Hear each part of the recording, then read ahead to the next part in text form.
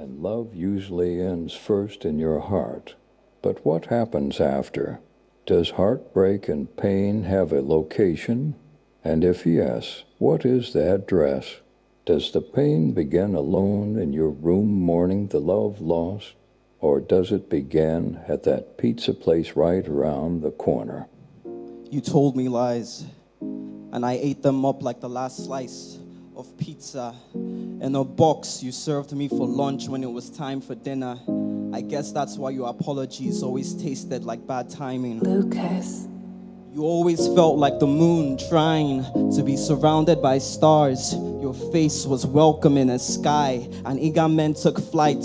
You should have asked yourself how they could ever bring you light when they only called at night, asking you to come and hang just so they could leave you out to dry. That's how it goes. And now I'm curling my toes under the table at Domino's, about to end things between us in the time it'll take a single tear to get from your eyes to your nose.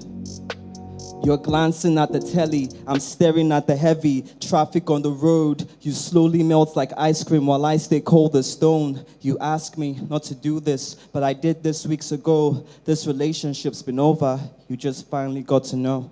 I'm already over this bump. You're still trying to slow down before your tires reach it. Your tire screeches, trying to avoid it, but you're hit with the sad truths like shock absorbers. You're going to spend the next couple of months at mechanics that are practically monsters. You'll go to them to fix you, but they'll fix something and break something so that your rock bottom becomes a bouncy castle and you keep coming down for more. And when I hear about it, I'll feel guilty because your car was safely parked before me like sea before the shore. We used to get along swimmingly, and now I'm drowning in bad memories, willing me, myself and I, not to pick up the phone, not to say that I'm sorry, not to call you home. Speaking of home, my heart became a house, that house became a hotel. I tried to keep it 5-star, but I started getting desperate, trying to separate myself from yesterday, letting anything in a skirt lodge in. I threw a party in the master suite. It looks nothing like our bedroom. I hooked up with a girl. It was a friend who I walked over to talk to. She told me about her life. It was like throwing up in the restroom. I'd forgotten everything the next day.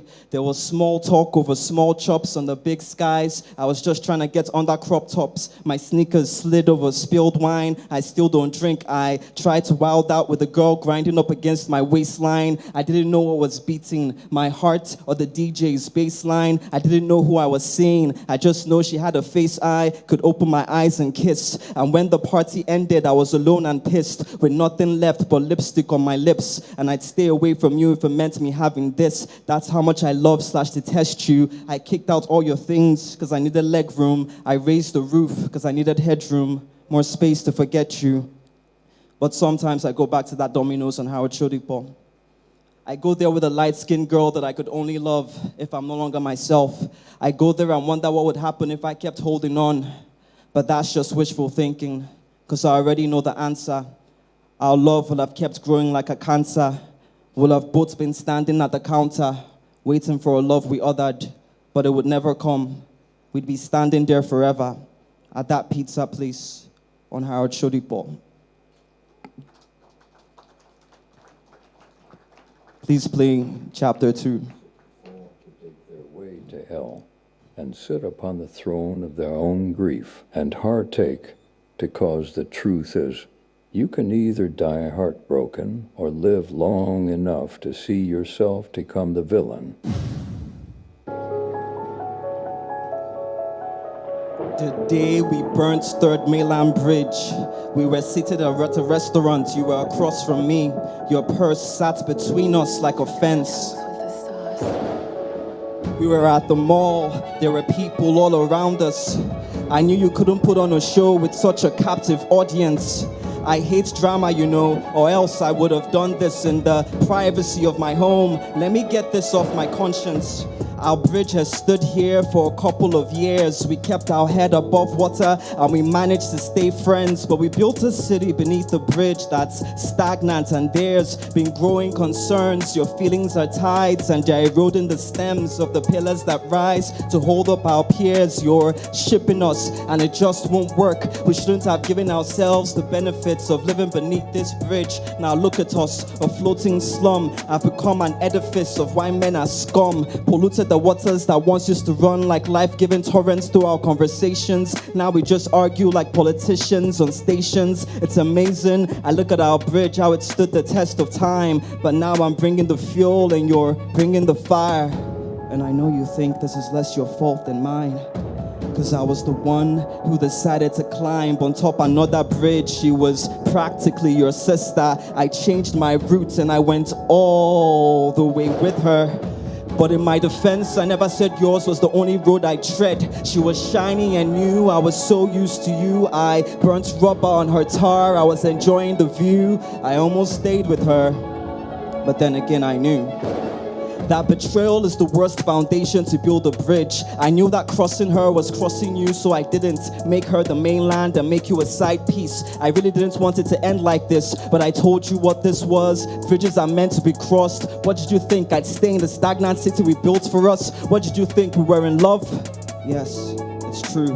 When I needed you, you were right there to carry my weight. The tankers and moluwares and buses and freights. But I don't think you were meant to do that as a transaction on exchange, expecting me to slam the brakes, park there on that bridge, lie there and wait till you realize that knowing my struggles isn't the same as knowing Wayne. You knew what I didn't want, what I was trying to get rid of. You didn't know what I wanted, what I was trying to pick up on the other side of town. I was inevitably gonna fly. You wanted to hold me down, which is great when I need some drive, but I don't want to stick around wallowing in my sorrows. Am I making excuses now? Only God knows, but I needed a friend, not a lover. I need a lover, not love, that only loves the idea of me, that doesn't see me, just what we could be. So light the match, ignite the lighter, say I'm trash, garbage piler, I'm scum, a cheat, a liar.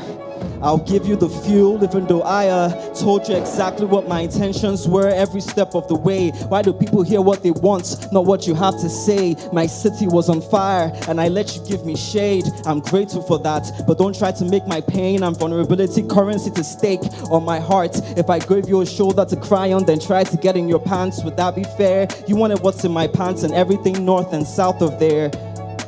But enough of the stalling. The flame flickers in your eyes, you're choking. Baby girl, you almost cry. Maybe you're waiting till I'm out of sight. Smoke billows and winds up into the skies. The Atlantic Ocean reflects the fire. And Third Mainland Bridge is burning. It's burning down. Third Mainland Bridge is burning. It's burning down. Third Mainland Bridge is burning. I was not gonna try to stop it, my dear lady. Third Mainland Bridge is burning. It's burning down. Third Mainland Bridge is burning. I was not gonna try to stop it, my dear lady.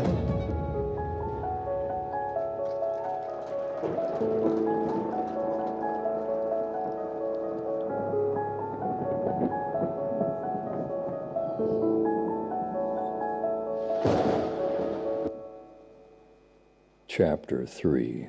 Do you like to play games? Yes. Then let's play a game. Knock, knock. Who's there? Wayne.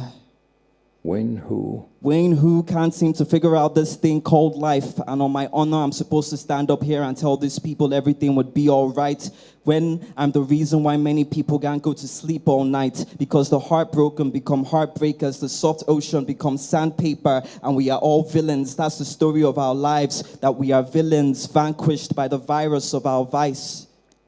Maybe you are the villain, but that means you can say the things the heroes won't. Heroes tell people what they want to hear. Tell us what they won't tell us. Okay then. On my honor, here's what they don't tell you.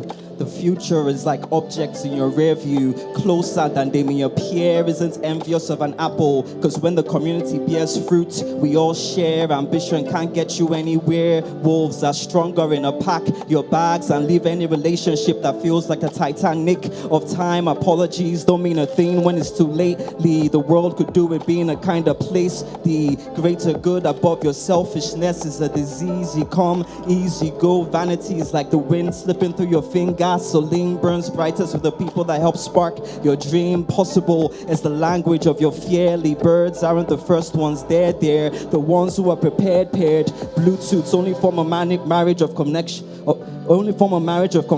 Only form a marriage of convenience. So be careful of the connections that only last when you're nearly everyone you know is dealing. So don't just chat about the pain on iMessenger. You can't airdrop healing. Instagram is just everyone playing dress up with the skeletons in their closets. And that's why every generation needs its villains causing upsets. Because through them you see what the price of peace is worth. They don't tell you.